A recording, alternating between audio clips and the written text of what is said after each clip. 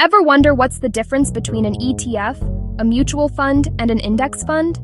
Let's break it down in 60 seconds. ETFs trade like stocks. It's like a basket of securities, stocks, bonds, etc., that trades on an exchange like a stock.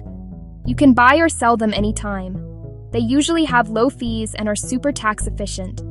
Mutual funds are old school, a professionally managed fund pooling money from many investors to buy securities. It is traded once per day and often managed actively, which can mean higher fees.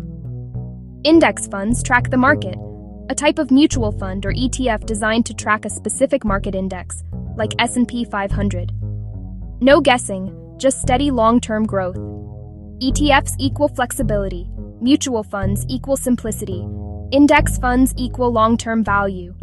Choose what fits your investing style. Subscribe and comment for more smart investing videos.